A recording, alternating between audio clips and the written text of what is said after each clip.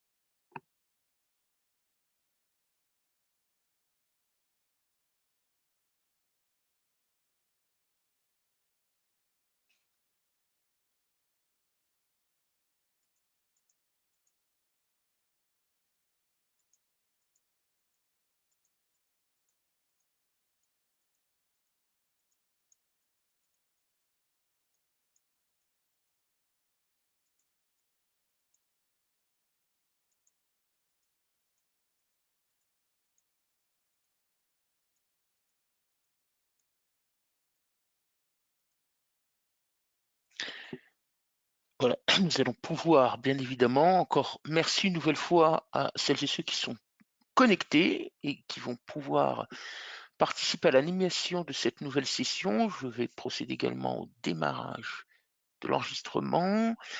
Bonjour Clémence, tu dois être avec nous. Est-ce que tu m'entends bien, Clémence? Bonjour Abdelkader. Alors effectivement, j'ai déjà tout est bon, Très bien. j'ai lancé l'enregistrement et, euh, et ton écran, je pense qu'on le voit pas en. Je sais pas si c'est normal qu'on voit la diapo suivante. Ah, ce n'est pas normal. Ce n'est absolument pas normal. Donc, je vais me permettre de voir ce qu'il en est.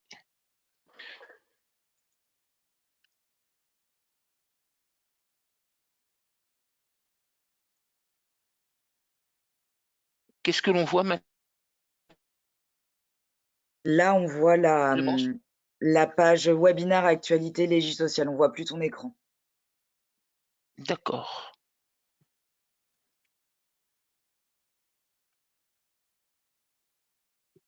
Très bien.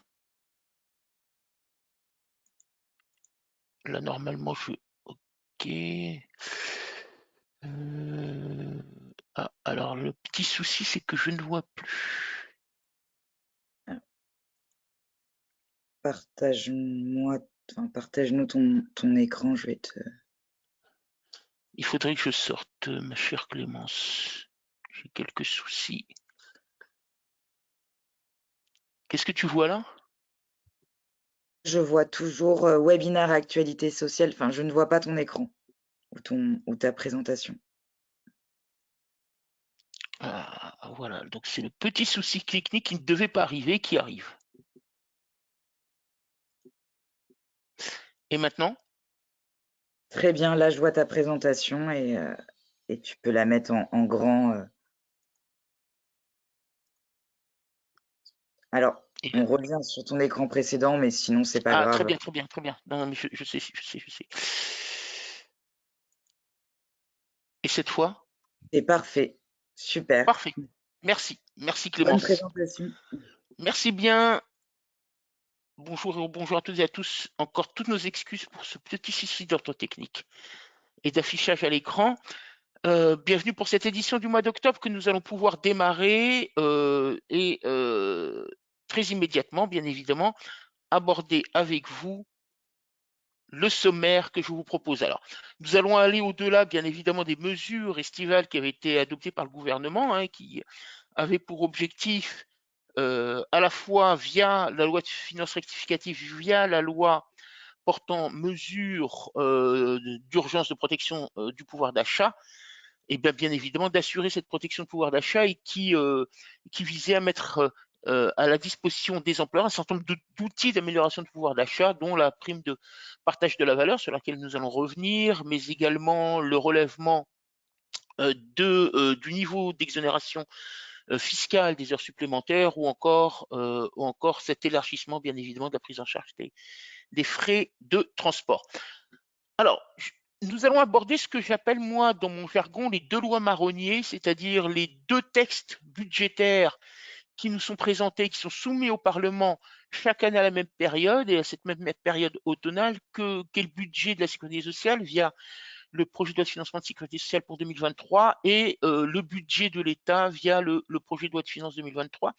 Je vous disais à l'instant que j'apporterai quelques précisions administratives supplémentaires relatives à la PPV. Je partagerai avec vous ce sur quoi nous travaillons avec nos interlocuteurs de l'administration, c'est-à-dire le nouveau modèle du bulletin de paye à partir de 2023. Et alors en réalité, vous allez voir qu'il y a des modèles 2023 et également un modèle 2025. Quelques éléments sur le déblocage anticipé de l'intéressement de la participation. Et j'achèverai le propos en vous apportant quelques informations complémentaires s'agissant de la situation des IGSS à titre d'exemple. Alors, ce projet de loi de financement de sécurité sociale pour 2023 a l'avantage, en tous les cas, de ne pas comporter de mesures substantiellement conséquentes sur nos activités paye. Hein. Le gouvernement nous a gâtés, si je puis dire, bien évidemment, durant cet été, et comme il le fait, comme il y a d'ailleurs tous les 5 ans lors de l'installation d'une nouvelle majorité parlementaire. Les choses sont dites et nous avons échappé à une surcharge temporaire, si je puis dire, de nature législative. Alors, une seule mesure à noter, alors je précise qu'une seule mesure à noter au regard du texte qui a été adopté en Conseil des ministres et pour lequel il y a actuellement débat au sein de l'Assemblée nationale. Il ne faut effectivement pas, ni pour le PLFSS, ni pour le PLF, écarter toute idée ou toute possibilité d'amendement parlementaire s'agissant de l'un de ces deux textes et pouvant venir enrichir, bien évidemment, nos travaux futurs. La seule mesure qui va avoir un certain nombre de conséquences en termes de gestion, tant à la fois à l'égard des salariés dans leurs finances, mais également à l'égard de l'adaptation de nos systèmes d'information, c'est cette subrogation généralisée et obligatoire.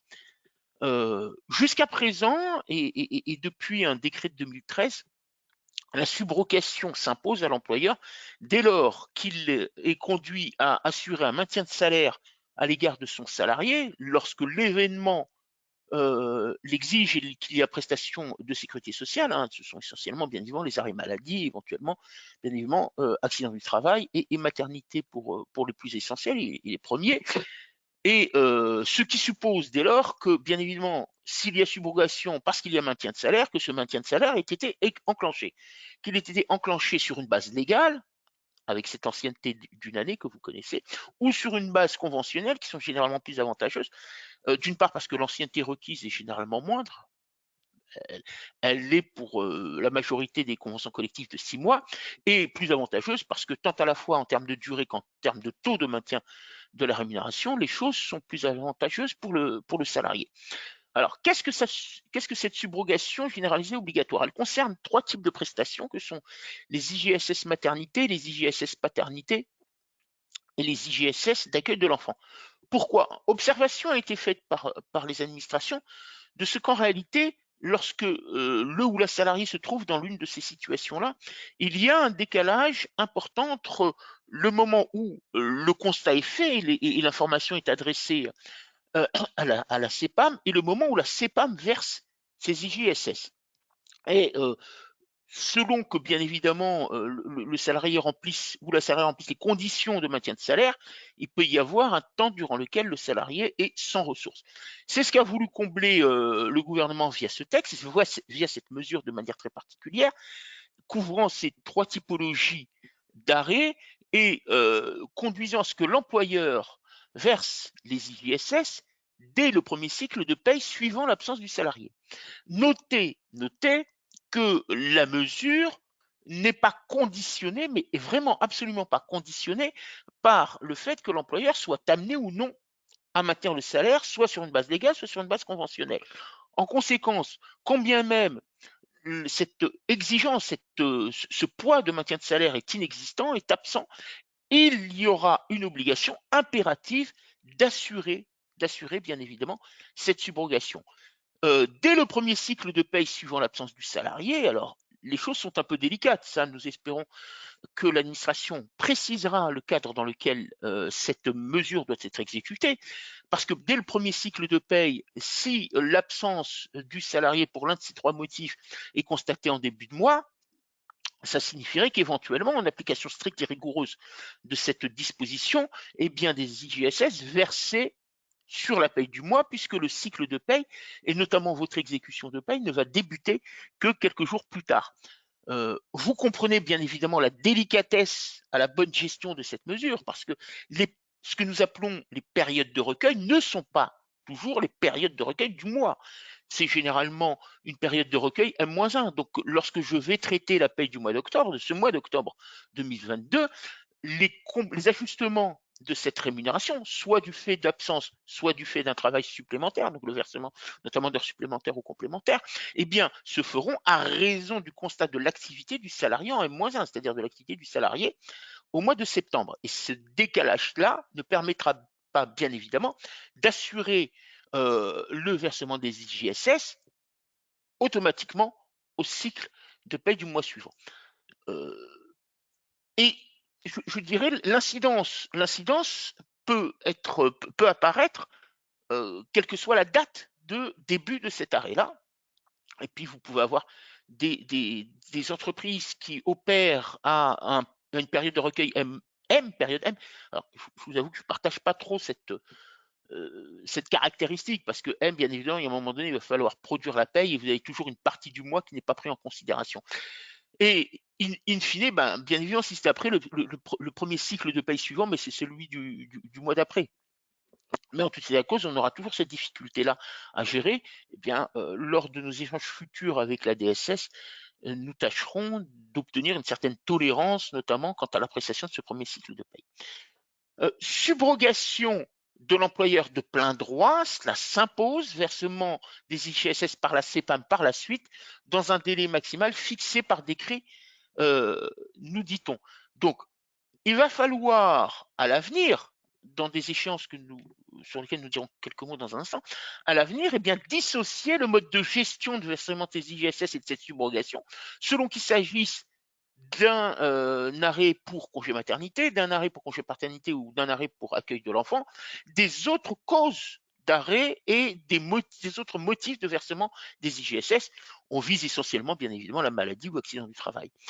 Il va falloir les dissocier, il va falloir les gérer distinctement, en rappelant qu'en tout état de cause, pour les trois motifs que vous avez à l'écran, il y aura impérativement, eh bien évidemment, des IGSS, selon encore des modalités pour lesquelles nous attendons des précisions, bien que l'application de la phase transitoire, ça je reviendrai tout à la fin de la présentation, la phase transitoire du décret du 12 avril 2021 ait été repoussée, mais il va falloir tenir compte bien évidemment des précisions qui vont être données très rapidement par l'administration pour comprendre les modalités de calcul et assurément verser ces IGSS tel que prévoit désormais le texte et tel que le prévoit la loi.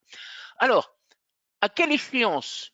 Eh bien, ce que nous dit les textes, c'est un décret qui fixera bien évidemment ces modalités-là, un décret qui va préciser la taille des effectifs de l'entreprise, et donc nous sommes dans l'expectative et l'hypothèse de ce que nous ayons au minimum de dates en fonction de la taille de l'entreprise, en tout état de cause au plus tard le 1er janvier 2025. Alors, on imagine très mal, bien évidemment, que la première échéance soit le 1er janvier 2023. Je pense que, compte tenu des informations que nous recevons actuellement de l'administration et des difficultés à mettre en œuvre certaines mesures, la probabilité est assez faible, mais on ne peut pas écarter qu'un premier groupe d'entreprises, une catégorie d'entreprises, à raison de sa taille, bascule ou soit dans l'obligation de mettre en œuvre cette mesure au 1er janvier 2024, et puis le second groupe, si je puis dire, à raison de la taille de l'entreprise, au 1er janvier 2025. Bon, nous avons un peu de temps devant nous pour surtout deux choses. La première, les précisions sur les modalités pratiques quant à l'appréciation de ce premier cycle de paye. des précisions sur le calcul des IGSS que nous attendons et bien évidemment, deuxièmement, pour que les systèmes d'information puissent adapter et intégrer. Alors, les travaux, en tous les cas, les réflexions sur ce sujet ont déjà été engagées hein, de la part de l'ensemble des équipes techniques chargées d'adapter les outils à raison de la législation. Bien, voilà ce que je voulais vous dire déjà sur ce point-là. Nous reviendrons bien évidemment sur le sujet lors des échéances et de nos rendez-vous futurs pour compléter en tout état de cause de manière pratique la mise en œuvre de cette disposition. Alors, projet de loi de finances pour 2023, ça c'est le second texte que nous rencontrons bien évidemment chaque année à la même période, vous disais-je, et il peut comporter un certain nombre de dispositions plus ou moins importantes et impactantes s'agissant de la paye. C'est celui qui porte, hein, le projet de loi de finances, c'est par exemple celui qui porte bien évidemment toute la fiscalité du salarié et la fiscalité, à titre d'exemple, des heures supplémentaires et complémentaires, avec le projet de loi de finances rectificatif que nous avons connu cet été. Alors, ici, probablement, une disposition qui va concerner un nombre assez réduit de participants, puisqu'il vise à apporter quelques précisions et modifications sur la fiscalité des salariés d'employeurs établis à l'étranger. De quoi s'agit-il? Il s'agit plus précisément d'employeurs donc établis à l'étranger, mais occupant des salariés en France. Donc le domicile fiscal du salarié demeure être en France. Alors avec le développement du télétravail, d'ailleurs, c'est dans l'exposé des motifs, hein, vous l'avez en dernier point ici sur votre diapositive, on vise très particulièrement les télétravailleurs frontaliers. À ce jour, comment les choses sont organisées dans ce mini tableau synoptique? Lorsque le salarié a une résidence fiscale en France et est affilié à un régime français de sécurité sociale, eh bien, les choses ne posent pas de difficulté, hein, on ne rencontre pas d'obstacles pratiques à la gestion de ces salariés-là. C'est le prélèvement à la source. L'outil et le véhicule déclaratif est connu, c'est la DSN, puisque il est également affilié à la Sécurité sociale française. Donc, c'est par le biais de ces déclarations DSN que la gestion est faite. Par contre, lorsque le salarié est effectivement résident fiscal en France et qu'il relève par contre d'un régime de sécurité sociale étranger, là on opère à ce qu'on appelle la retenue à la source et le véhicule, l'outil déclaratif est celui du passereau. Alors, quel va être l'apport du PLF 2023? D'abord, on va faire basculer la deuxième catégorie de salariés sur le mécanisme du PASS en procédant à un acompte du prélèvement à la source. De quelle manière? Eh bien, il y aura prélèvement de la part de l'administration sur le compte bancaire du salarié d'un montant déterminé du titon à raison des revenus connus de l'administration fiscale. Donc, nous ne sommes plus ici dans une logique de prélèvement lors du versement de la rémunération, mais bien d'un versement de la rémunération dans un premier temps sur un compte bancaire sur lequel l'administration va venir ponctionner bien évidemment l'impôt dû par le salarié. Ça me rappelle que lors de la réflexion sur la mise en œuvre de ce qui est devenu le prélèvement à la source, ça aurait pu être une des pistes imaginées par l'administration, qui était un prélèvement directement sur le compte bancaire et non pas sur le bulletin de paie. Bon, voilà, les choses sont différentes, mais on retrouve hein, cette possibilité et donc retenue ici pour les salariés d'employeurs établis à l'étranger d'un prélèvement directement sur le compte bancaire. Quelles vont être les modalités opératoires? D'abord, il s'agit d'employeurs devant être établis dans un État ayant conclu avec la France une convention d'assistance administrative et comportant notamment une clause d'assistance de recouvrement. Alors, l'assistance administrative, c'est tout simplement les informations croisées sur la situation fiscale de tel ou tel salarié ou telle personne. Bon, voilà. Alors, il faut savoir que la France a conclu des conventions bilatérales fiscales avec de très très très nombreux pays dans le monde et qui permet en même temps, bien évidemment, de délivrer ces informations hein, d'un pays à l'autre. Eh bien, pour nous-mêmes, lorsque nous sommes amenés à traiter des salariés ayant des revenus de sources différentes, de sources nationales différentes, donc la France est de sources autres que la France, de pouvoir bien évidemment apprécier à juste titre la situation fiscale et ce qu'il doit à l'administration fiscale française. Et donc une clause d'assistance de recouvrement, c'est-à-dire bien évidemment de permettre l'assistance au recouvrement, c'est-à-dire en quelque sorte que lorsque les sommes sont dues, eh bien le pays où réside fiscalement le salarié opère à ce recouvrement-là au profit du pays vers lequel les sommes doivent être adressées. L'employeur doit notamment opérer à la transmission annuelle à l'administration du montant imposable selon la législation fiscale française, c'est-à-dire que, bien évidemment, dans la mesure où il est résident fiscal, il nous appartiendra, lors de la production du bulletin de paye, de déterminer le montant imposable, et c'est ensuite une transmission à l'administration. Alors, le fait est, c'est que aujourd'hui, la question est de savoir quel va être le véhicule, quels vont être les moyens. Ça, c'est une question que nous avons adressée à la direction de la législation fiscale, sur laquelle nous attendons un retour, puisque le texte n'impose qu'une obligation de transmission, mais ne fixe pas les modalités déclaratives de ces informations-là. Voilà. Et puis pour redire ce qui avait été indiqué en introduction de cette diapo, eh bien la population visée, hein, telle que nous en informe l'exposé des motifs de cet fameux article 3 du PLF 2023, eh bien ce sont les télétravailleurs frontaliers, bon, dont on comprend bien évidemment que cette forme d'exercice de son métier tend à se développer et va, en tous les cas, concerner un nombre de personnes de plus en plus important. Voilà, donc c'est la seule, encore une fois, là nous avons également dans le PLF 2023 une seule mesure qui va venir impacter nos systèmes d'information, dès lors que bien évidemment ici, nous ayons surtout essentiellement les modalités déclaratives. Les textes ne sont pas lourds, vous l'aurez compris, voilà, mais rien ne présume, bien évidemment, du texte final et de l'éventuel amendement. Je vous ai indiqué uniquement à titre informatif, hein, vous retrouverez dans le support lorsque vous le recevrez, juste les taux neutres. Vous savez que lorsque l'on ne dispose pas du taux du salarié, notamment le premier mois d'activité, hein, avant de le recevoir en CRM, vous devez appliquer un taux neutre. Il y a 3 tableaux. Ces tableaux-là sont révisés chaque année à l'occasion de la loi de finances. Donc voilà, donc chaque année, lorsque la loi de finances est soumise au Parlement, il y a révision de ces tableaux. Donc vous avez un premier tableau, il s'agit des salariés qui se trouvent être en métropole. Vous avez un second tableau pour les salariés qui ont leur résidence en Guadeloupe, Réunion ou Martinique.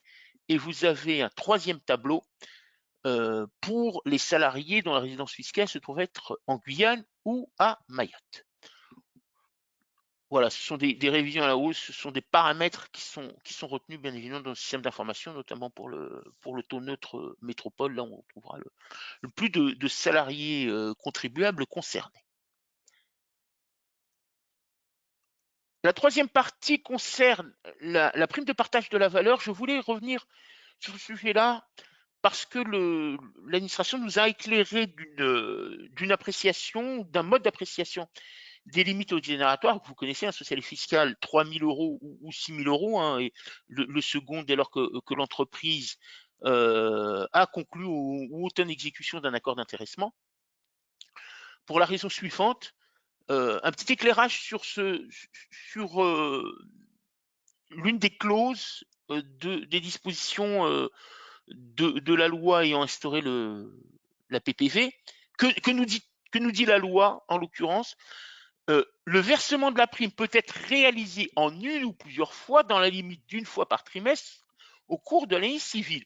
Alors, une ou plusieurs fois, c'est un ajout lors des débats sénatoriaux, parce que le texte précédemment, en toute honnêteté, n'étant pas aussi précis dans la périodicité de versement, pouvait être compris comme autorisant déjà ce versement en plusieurs fois. Bon, il semble qu'il y avait nécessité de revenir sur ces modalités-là, en tous les cas de les inscrire clairement dans la loi, dans la limite du fois par trimestre qui expliquait, comme je vous l'indiquais le mois dernier, que les sénateurs ont ramené l'entrée en vigueur de la mesure du 1er août au 1er juillet, de telle sorte que nous ayons au moins pour l'année 2022 2 trimestres civils compris, au cours de l'année civile. Alors, pourquoi la chose est d'importance? Parce que elle va concerner essentiellement les entreprises qui pratiquent le décalage de paye. Le décalage de paye, donc en quelque sorte, j'ai la rémunération de la période d'emploi du mois de décembre qui sera versée en janvier. C'est que depuis un certain temps, depuis la réforme notamment du calcul du plafond, eh bien, ce décalage de paye a été effacé et l'on rattache les rémunérations du mois de décembre versées en janvier aux éléments de calcul et à la législation applicable au mois de décembre.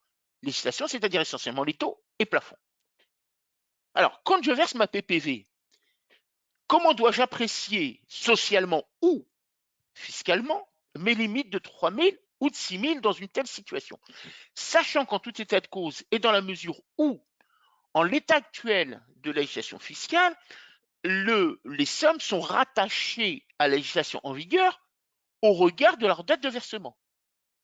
Donc, quand je verse, à titre d'exemple, 1 000 euros de PPV au mois de janvier, ces 1 000 euros viennent alimenter mon cumul du mois de l'année 2023.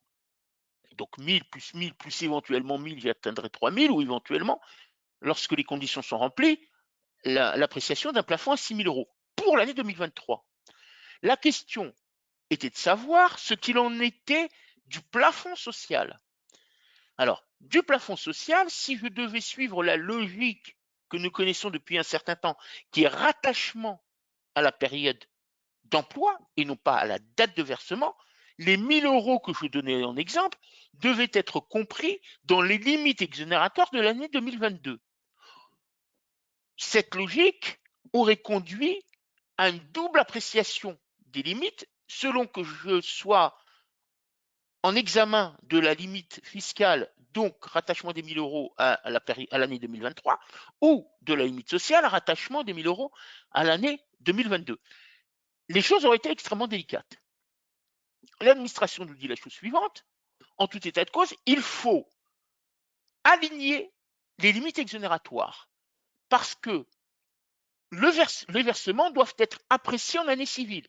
En tout état de cause, si je veux considérer la même année civile pour mes deux limites sociales et fiscales, la PPV ou la part de PPV, notamment afférente à la période d'emploi de décembre, doit être versée au plus tard au 31 décembre 2022.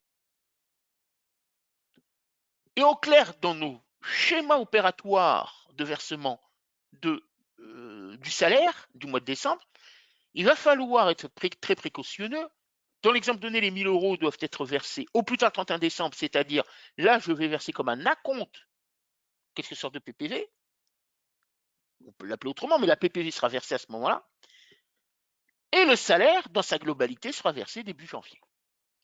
Et ça nous oblige à deux opérations. Il va falloir être extrêmement prudent dans la gestion de cette PPV quand on est en paye décalée, parce qu'en tout état de cause, sinon vous allez avoir 1 000 euros, certes, versés en janvier au titre et sur le bulletin de paie du mois de décembre, mais 1 000 euros versés en janvier, socialement et fiscalement, seront appréciés au regard des limites 2023 et non pas 2022. Donc, si vous voulez apprécier votre limite exonératoire sociale 2022, les 1 000 euros seront versés au plus tard le 31 décembre 2022, ce qui vous permettra, bien évidemment, de juger des limites exonératoires sociales et fiscales en 2022, puisque vous avez versé la somme en 2022.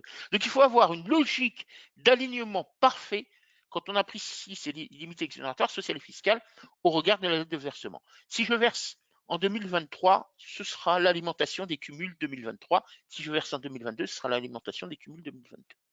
Et donc on abandonne en tous les cas ce rattachement à titre exceptionnel pour la PPV, ce type de rattachement social.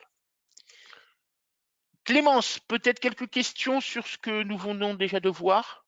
Oui, alors nous avons une question. Pour la PPV, quelle rémunération doit être prise en compte? Salaire de base, salaire rétabli, total brut. Quand on me parle de rémunération, la personne qui a posé la question précisera le propos, mais mon premier réflexe, c'est la rémunération des 12 mois précédant le versement, pour savoir si j'ai dépassé ou pas 3 fois le SMIC. Si c'est le cas, c'est le SMIC Fillon. Voilà, c'est 3 fois le SMIC Fillon. Je vais le dire comme ça, vous savez qu'on parle plus de Fillon mais d'RGCP, mais c'est exactement le même critère d'appréciation que pour la PEPA. Les textes sont rédigés exactement de la même manière. Vous pouvez aller chercher, les comparer, les textes sont rédigés de la même manière, de telle sorte qu'on renvoie bien évidemment aux dispositions de l'article 241-13 du Code de sécurité sociale relatif à la mise en place de la RGCP, et les textes sont rédigés exactement de la même manière, et c'est le SMIC Fillon.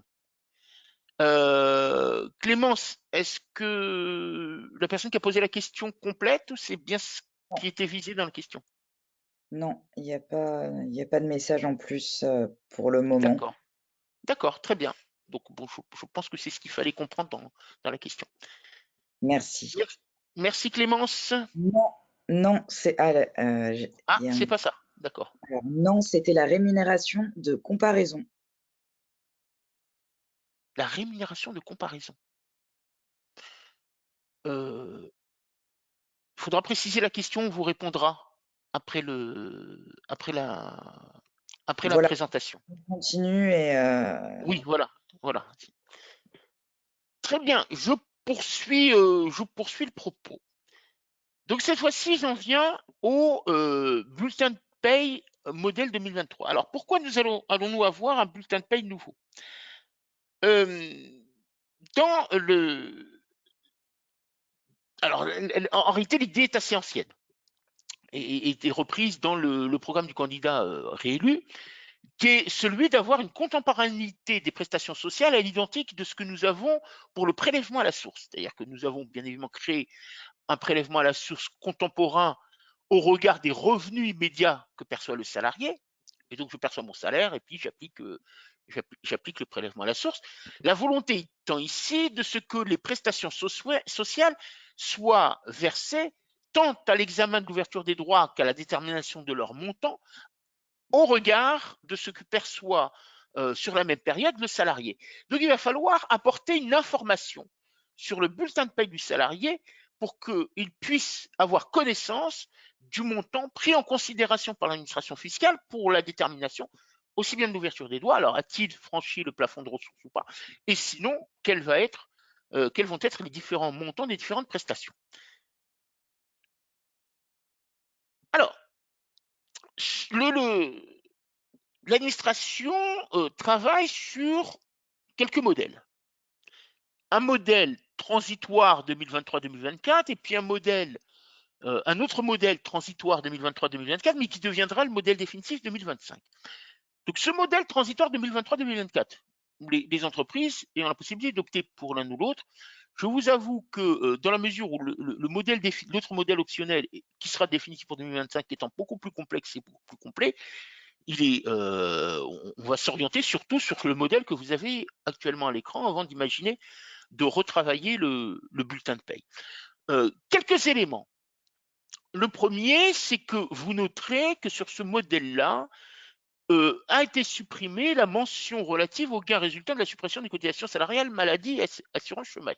C'est-à-dire qu'il y a eu suppression maintenant il y a quelque temps de ces cotisations salariales, assurance maladie et assurance chômage, remplacées par un relèvement du taux de CSG, du taux déductible par déductible de la CSG. Et puis en même temps, l'information qui avait été souhaitée jusqu'à présent, c'est de porter à la connaissance du salarié que cette mesure-là lui faisait gagner quelques euros, plus ou moins importants selon le niveau de rémunération du salarié. Cette mesure, maintenant déjà assez ancienne, l'administration considère qu'il n'y a pas forcément d'utilité en 2023 d'en maintenir l'information sur le bulletin de paie, et donc cette information disparaît.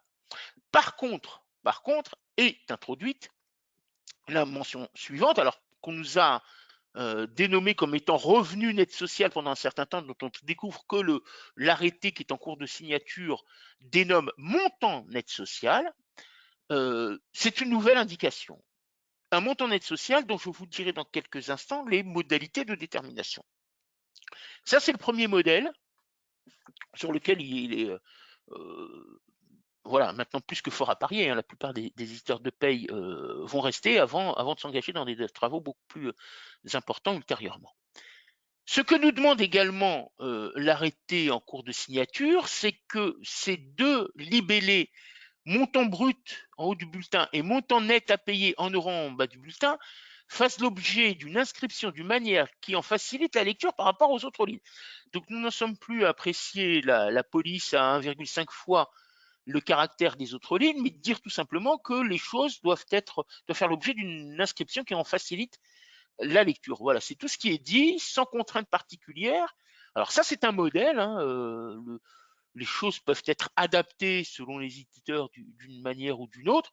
L'essentiel étant de tous les cas qu'ils puissent être mis en exergue plus simplement. Alors, le premier étonnement, c'est qu'on introduit ce montant net social dont l'administration nous dit qu'il s'agit d'un élément important et déterminant pour l'appréciation des prestations sociales, mais on ne lui donne pas les mêmes caractéristiques d'inscription. Bon, bref.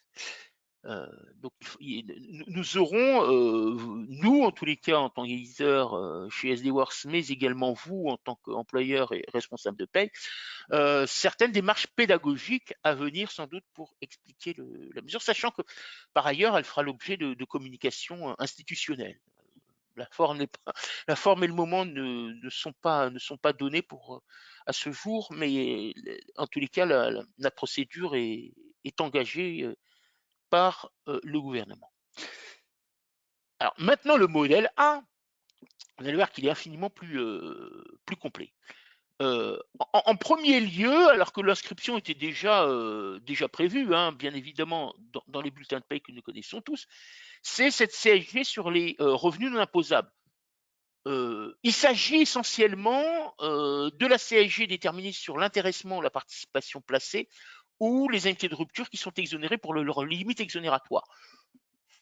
En pratique, cette mention-là est déjà présente et déjà retenue par la plupart des éditeurs, des opérateurs. Bon, ici, c'est tout simplement le modèle qui ajoute l'information. Deuxièmement, on a une rubrique nouvelle ou un groupe de rubriques nouvelles, cotisations et contributions sociales facultatives.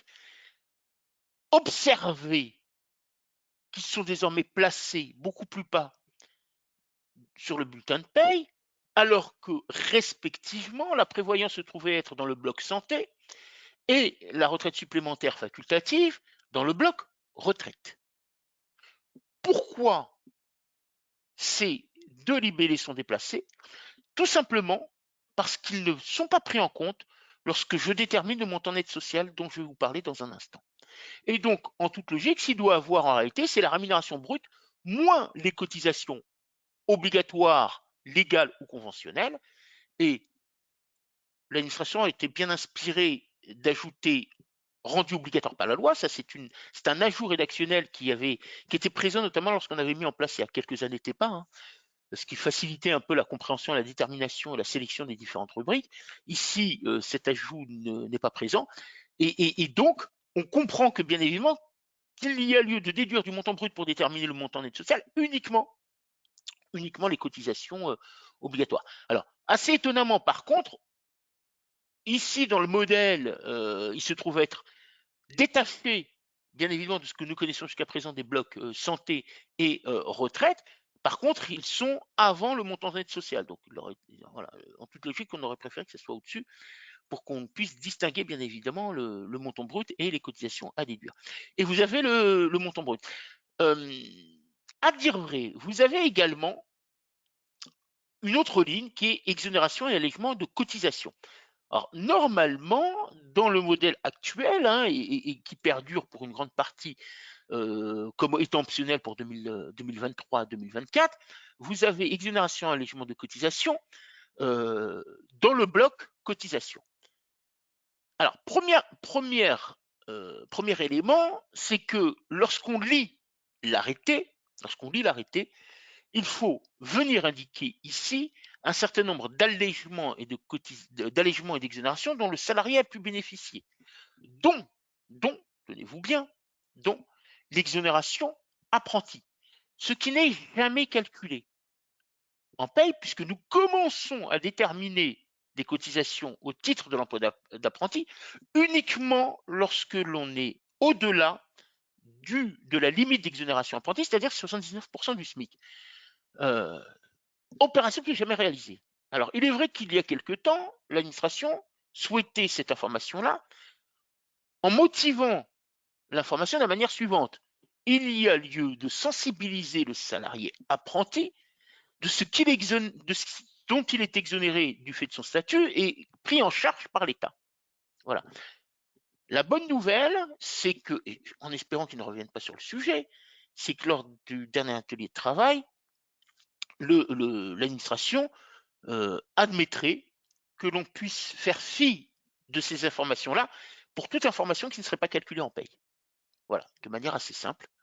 Tout simplement, d'ailleurs, de la même manière qu'il n'y a pas d'informations sur le niveau d'exonération lorsque l'employeur bénéficie de taux réduits, maladie ou allocation familiale, notamment à raison du niveau de rémunération versé. Donc, on économisera l'information et ce qui nous soulage très fortement dans la mise en œuvre du bulletin de paye et à la fois dans l'adaptation du système d'information et dans les communications adressées aux salariés des entreprises. Le modèle fait état de mentions nouvelles, mais à dire vrai, déjà existantes sur les bulletins. Hein. C'est tout ce qui est trait au remboursement de déductions diverses, comme frais de transport, titres restaurant, chèques vacances et autres. De manière pratique, elles sont déjà présentes. Ce n'est pas un ajout spécifique pour les bulletins actuellement produits. Je dirais qu'il y a déjà conformité par anticipation, par avance de l'arrêté prochain. Donc, exonération et allègement positionné après le total des cotisations, effectivement, ça c'est une difficulté à comprendre parce que, en quelque sorte, si le salarié veut savoir quelle a été la réalité du montant des cotisations versées, on aurait déjà un calcul, on aurait des exonérations, il faudrait faire total des cotisations moins exonération et allègement. Bon, c'est un peu étonnant. On verra si l'administration revient dessus, mais l'arrêté est déjà en cours de signature, donc là c'est probable, sauf s'ils reviennent par un arrêté complémentaire, à faire évoluer le modèle. Voilà, et puis on retrouve bien évidemment ces deux lignes dont on demande l'inscription d'une manière qui en facilite la lecture par rapport aux autres lignes, et ça sera le modèle, alors là, modèle A et le modèle B que je vous ai présenté précédemment, et un modèle définitif pour 2025, sous réserve que bien évidemment, ils ne reviennent pas d'ici quelques temps sur ces modèles-là. À noter que depuis 2016, nous sommes à un rythme d'un changement de modèle tous les 2 ans. Donc, on ne peut pas de facto et par anticipation l'écarter.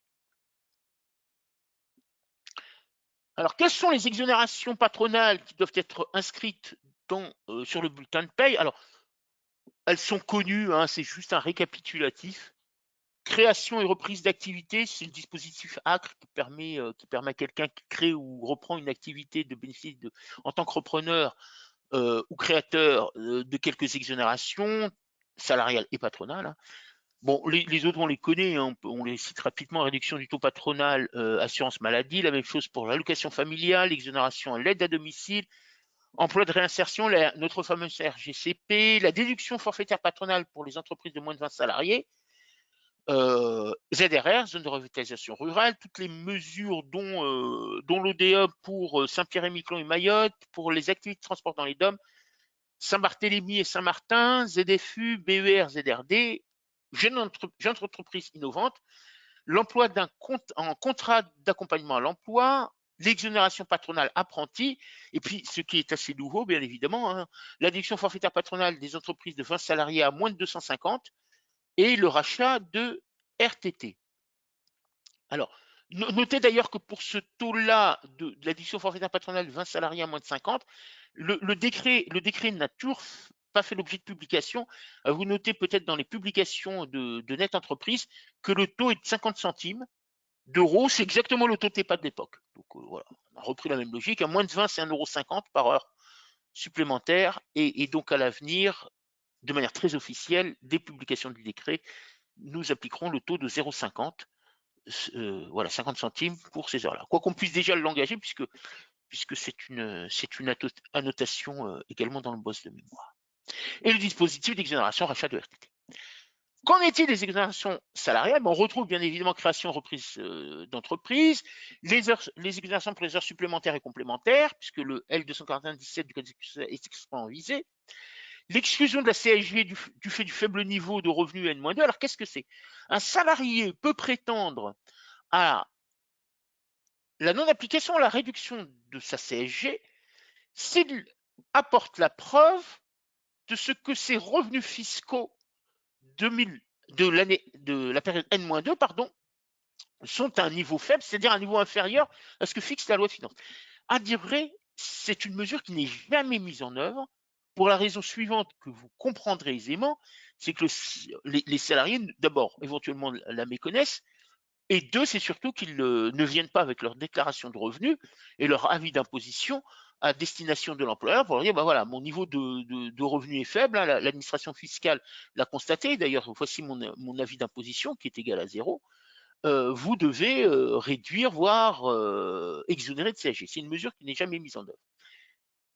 Exonération apprentie, je vous l'ai cité à l'instant, et donc nous dit l'administration, espérons qu'elle reste sur cette ligne de conduite, que dès lors que le calcul est fait, et rachat RTT. Alors je vais ajouter un autre point, c'est assez étonnant, mais il faut que je revienne dans une prochaine session de travail vers l'administration, c'est que dans la présentation qui nous a été faite, de la mise en place de ces nouveaux modèles, on y ajoute également l'abattement de CSG lorsque je verse à mon salarié des indemnités d'activité partielle. Alors, mécanisme que vous connaissez sans doute, hein, que vous avez dû mettre en œuvre il y a 2 ans et après peut-être aussi. Alors c'est assez intéressant parce que ça c'est une mention que souhaitait l'administration depuis quelque temps, qu'elle confirme dans nos échanges, mais qui n'apparaît pas dans l'arrêté. Bon, voilà. Donc, bon, voilà, s'il faut le mettre en œuvre, on le mettra en œuvre. On verra dans quelles conditions les choses peuvent être faites. Mais en tous les cas, cet abattement de CSG n'est clairement pas indiqué dans l'arrêté qui est en cours de signature. Alors, le fameux montant net social, quel est-il? D'abord, on prend en considération l'ensemble des rémunérations brutes, y compris de l'administration. Là, je vais laisser sous forme de point d'interrogation, mais parce que je souhaiterais surtout qu'il le précise de manière définitive, y compris des indemnités de licenciement exonérées. Alors, chose assez étonnante, je vous avoue que je suis quelque peu gêné personnellement, parce que cela signifie, alors je suis gêné, mais je dirais ça en facilite le calcul dans les systèmes d'information. Je suis gêné parce que des indemnités de licenciement, quel que soit leur régime social et fiscal, conservent un caractère indemnitaire. Le seul fait que j'ai franchi le plafond exonératoire de 2 passes socialement et puis à un niveau beaucoup plus élevé fiscalement ne remet pas en cause la nature intrinsèque des sommes. Elle demeure la même. C'est tout simplement un prélèvement social qui est opéré, voire fiscal, parce que la loi prévoit qu'au-delà, un prélèvement doit être réalisé. Et on est assez gêné parce que, là aussi, par contre, dans la présentation qui nous a été faite, nos interlocuteurs des DSS eux-mêmes étaient gênés, c'est qu'on nous dit en même temps, alors, indemnité de rupture, mais hors indemnité de rupture conventionnelle. Hors indemnité de non-concurrence. Alors ça, c'est chose étonnante, parce que l'indemnité de non-concurrence, on peut discuter de son caractère indemnitaire, mais elle est soumise à cotisation des premiers euros. Soudainement, nos autorités avaient compris la difficulté, c'est qu'en même temps, si je dois déconsidérer l'indemnité de non-concurrence ou de rupture conventionnelle, bah, éventuellement, il faut également que je traite de manière distincte les cotisations qui en résultent, qui en découlent. Alors, comme on n'apprécie pas, on ne calcule pas les cotisations nature de somme par nature de somme, mais sur un brut global, vous voyez un peu la difficulté de mise en œuvre. Bon, je pense que cette gestion-là mérite encore quelques explications, précisions, même s'il faut avouer que les prendre en compte dans la détermination du montant net social est en pratique dans le système d'information une mesure, une lecture qui est facilitatrice de l'application du dispositif. Ça nous facilite les choses dans la mesure où ça nous allège de l'obligation de les extraire. Les montants exclus du calcul, IJSS subrogé, cotisation patronale à la prévoyance, IJSS prévoyants, c'est-à-dire que je ne peux pas les déduire. Donc, c'est la raison pour laquelle il convenait effectivement de les distinguer et les mettre à part sur le bulletin de paie que nous avons vu à l'instant. Et je n'ai pas à le faire. Et bien évidemment, il ne participe pas au calcul. Montant à déduire, enfin, il ne participe pas au calcul, effectivement. Montant à déduire, cotisation salariale, sociale d'origine légale ou conventionnelle. Et le point d'interrogation, c'est rendu obligatoire par la loi. Bon, on comprend que, effectivement, la lecture de en fait, c'est viennent en déduction de ce montant brut uniquement les cotisations sociales d'origine légale ou conventionnelle, celles qui constituent le bloc principal hein, sur le bulletin de paie, le bloc principal des cotisations sociales. Voilà comment les choses doivent être déterminées, avec quand même le fait que cette contemporanéité du versement des prestations sociales voulue n'entrera en vigueur qu'en 2024. Pour autant, l'article 2 de l'arrêté, elle est assez courte, hein, c'est une phrase, l'article 2 de l'arrêté, qui est en cours de signature, nous dit la chose suivante, les dispositions du présent arrêté sont applicables aux rémunérations versées à compter du 1er janvier 2023. Ce qui signifie, bien évidemment, d'une part, qu'il va falloir adapter les bulletins de paye pour l'année 2023. Bien évidemment, les éditeurs de paye se sont engagés dans les travaux nécessaires à l'adaptation pour, en réalité, quelque chose qui ne deviendra effectif en comparaison des prestations sociales que percevra le salarié qu'en 2024. Ce qui signifie d'abord, d'une part, s'il s'agit des sommes versées à compter du 1er janvier 2023, eh bien, applicable également aux payes de décembre 2022 versant en janvier 2023, c'est-à-dire les payes dites décalées, ce qui nous oblige à adapter le système d'information très activement, parce que décembre, ça vient très vite, hein, y compris, et le nouveau modèle s'appliquera y compris pour les payes de rappel, hein, puisque ce sont des sommes versées en 2023, même s'il s'agit de périodes bien antérieures, qu'il s'agisse de rappels donc consentis par l'employeur, adaptation d'une prime quelconque, régularisation des heures supplémentaires ou bien d'une paye prud'homale, puisque les sommes sont également versées à compter du 1er janvier 2023. On comprend aussi, par contre, que l'administration laisserait quelques souplesses pour une première partie de l'année, si bien évidemment il y avait quelques difficultés à délivrer le bulletin de paye dans les délais impartis, et notamment en exécution de cet arrêté. Bon, c'est quelque chose sur lequel ils ne mettront pas dans l'arrêté, parce que de toute façon, l'arrêté est déjà parti en signature. C'est pas une mesure qu'on inscrit dans un arrêté. Clémence, peut-être des questions? Alors, nous avons aucune question. D'accord, bah parfait. Alors, sachez que bien évidemment, nous aurons l'occasion de revenir sur le sujet lorsque l'arrêté sera publié, lorsque l'administration daignera publier son question-réponse pour la bonne pratique de ces mesures et bien évidemment redire avec précision les modalités, et à la fois les modalités de calcul et éventuellement les tolérances en termes d'affichage. Alors, quelques éléments, pardon, s'agissant du déblocage anticipé de l'intéressement et de la participation, là aussi, l'administration, dans une foire aux questions, une FAQ, a précisé les choses. Moi, je reviens sur un point essentiellement, c'est l'information des salariés de leur droit à déblocage, puisque la loi nous dit que cette information-là, à la charge de l'employeur, doit se faire dans les 2 mois suivant la publication de la loi. En pratique, alors, la loi est du 16 août, publiée au GO du 17. En pratique, on va essayer de faire ça au plus tard le 15 octobre. Et l'information porte sur la nécessité d'un accord collectif ou pas, préalablement au déblocage, et sur le régime social et fiscal des sommes concernées. Alors, sachez que pour autant, il y a une obligation d'information des salariés, mais elle n'est pas sanctionnée. L'absence d'information ou de cette action qui est à la charge de l'employeur n'est pas sanctionnée. Donc, ça ne remet pas en cause l'application du dispositif globalement. Autre précision également, le délai de déblocage, hein, donc vous savez, nous avons eu l'occasion de le dire le mois dernier, le déblocage doit faire l'objet d'une demande, et d'une demande au plus tard le 31 décembre 2022, peu importe si les sommes sont versées en 2023. Donc, j'ai exprimé ma demande de déblocage, mais il faut tracer la demande impérativement, hein, pour s'assurer du bon régime social et fiscal, impérativement, il faut tracer la demande.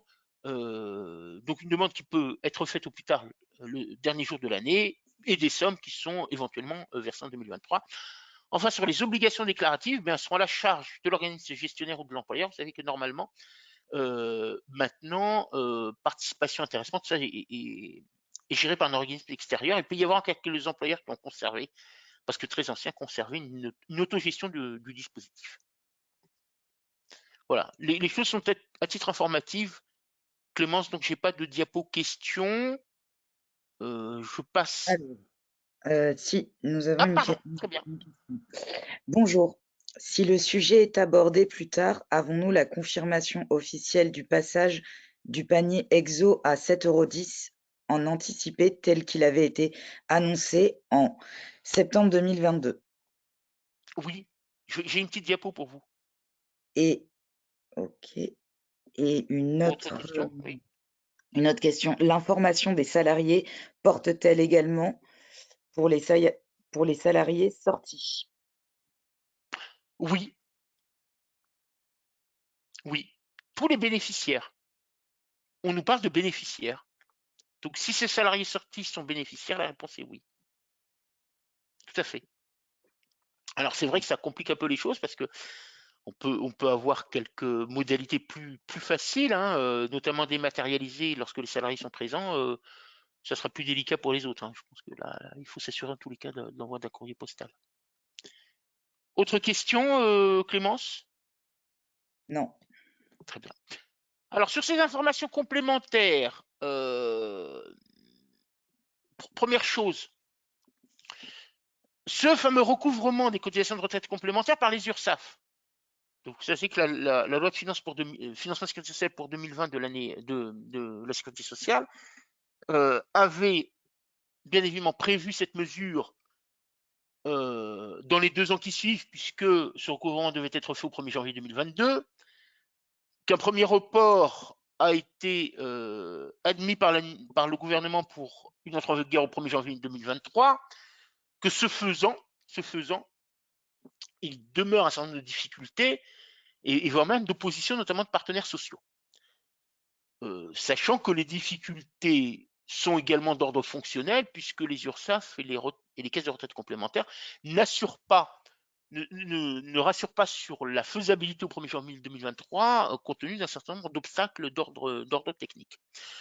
Au terme d'une réunion de travail, il y a une semaine, c'est vendredi dernier, au ministère des Comptes publics, réunissant les partenaires sociaux, les différentes caisses, il a été acté que le passage au recouvrement de ces cotisations se fasse en 2 étapes. Première étape, les entreprises en VLU, en versement en lieu unique, à compter du 1er janvier 2023. Les autres, à janvier 2024. Je rappelle également que le VLU vise à la désignation d'une seule URSSAF lorsqu'en réalité l'entreprise est multi-établissement et que, en raison du découpage géographique, elle serait du ressort de plusieurs URSSAF pour chacun des établissements. Donc la possibilité de le faire, voire même obligatoire, pour les entreprises qui comptent au moins 250 salariés et les groupes comptant au moins 500 salariés.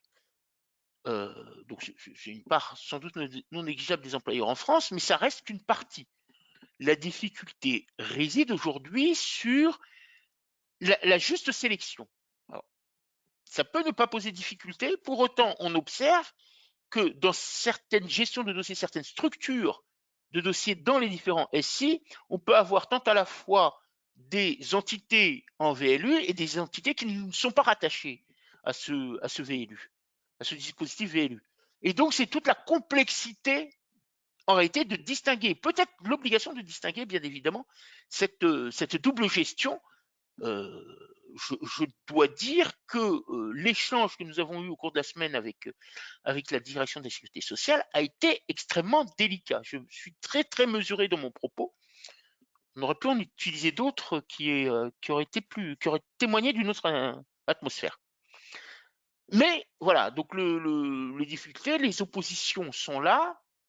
De la fois des partenaires sociaux, les éditeurs ne sont pas prêts en tous les cas a raison de gérer dans le temps imparti, parce qu'on découvre cela un peu comme vous, hein, et cette fois-ci, c'est un loupé de l'administration de ne pas nous avoir informés ou sollicités préalablement pour qu'on puisse donner notre avis. Voilà, les choses sont dites. Je n'ai pas de retour officiel ou officieux sur le sujet et sur le maintien ou non de ce calendrier.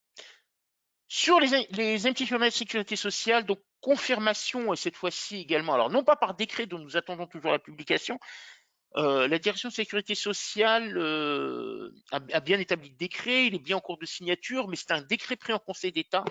Et le Conseil d'État examine, hein, vous le savez sans doute, un certain nombre de textes de nature réglementaire, donc des décrets en Conseil d'État qui s'imposent du fait des lois organiques, et tous les projets de loi de financement, et notamment le projet de loi de financement de la sécurité sociale.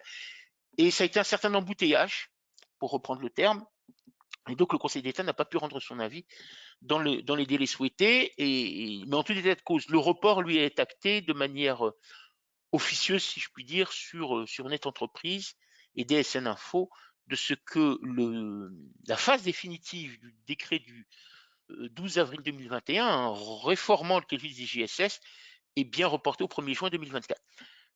Pour notre part, nous poursuivons nos travaux avec l'administration et différentes administrations, qu'il s'agisse de la CNAM, qu'il s'agisse de la DSS, et dont j'espère également la participation de la DGT, parce que les calculs aujourd'hui opérés pour des salariés nouvellement entrés dans l'entreprise ne sont pas des calculs faisables pour les opérateurs de paie, dans la mesure où la CNAM s'appuie pour déterminer le taux journalier IJ sur des informations dont elle dispose, et notamment des rémunérations versées par les précédents employeurs. Et il est vrai que quand un salarié arrive chez un nouvel employeur, eh bien, on méconnaît totalement, et d'ailleurs le nouvel employeur n'a pas à les connaître, les rémunérations qui étaient versées précédemment. Et donc, cela pour nous rend impossible un calcul conformément à la réglementation et en tout état de cause conformément à ce que fait déjà la CNAM sur la phase transitoire.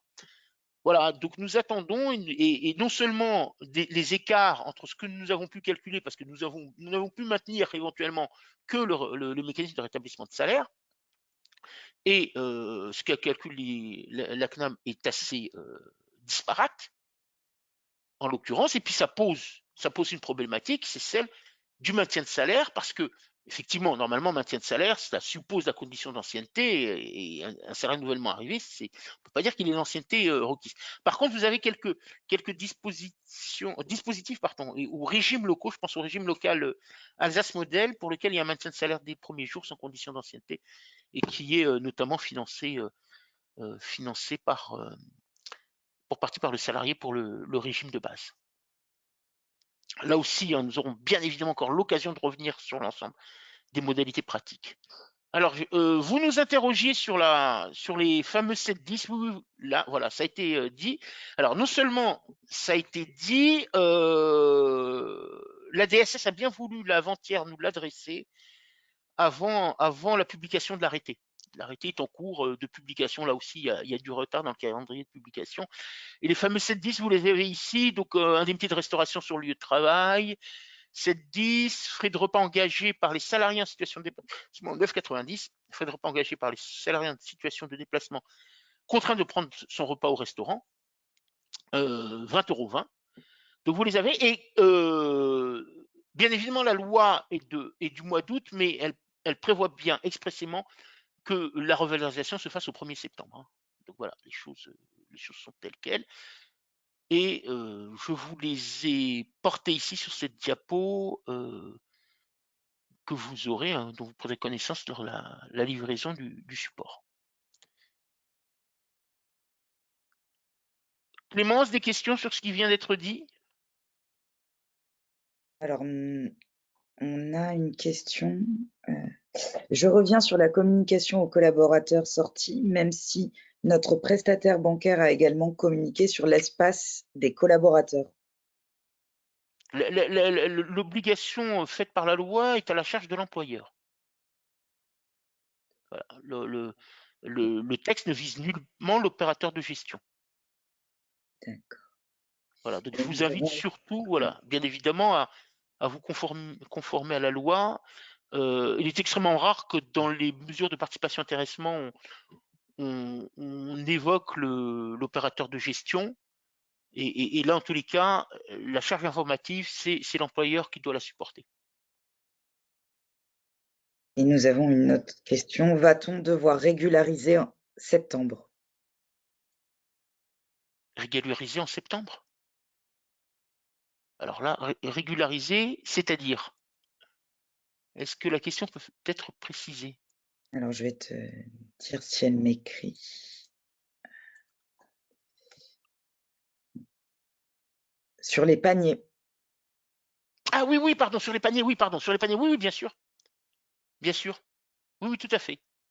Excusez-moi, je comprenais la question comme une continuité sur l'interaction participation et je ne saisissais pas le sort. Oui, oui, tout à fait, bien sûr. Très bien. Merci. Pas d'autres questions, Clémence? Non, pas d'autres Très bien. questions. Merci, merci à toutes et à tous. Donc, je vous rappelle nos prochains rendez-vous pour le reste de l'année 2022. Ce sera le jeudi 10 novembre à 11 heures. Alors, jeudi parce que le vendredi est férié. Et nous retrouverons à nouveau un vendredi, le 9 décembre, également à 11 heures. Et lors de la prochaine session, nous vous ferons part des premiers rendez-vous de l'année 2023 lorsqu'ils seront arrêtés dans nos calendriers. Voilà. Jeudi 10 novembre à 11 heures et vendredi 9 décembre à 11 heures. Merci beaucoup pour Voilà, cette... je n'ai plus qu'à vous remercier de votre attention, de votre assiduité, de vos rendez-vous toujours attentifs à nos présentations SD Works. Merci Clémence. Abdelkader et bonne journée à tous. Merci bien, bonne continuation, bonne journée à toutes et à tous. Au revoir. Au revoir.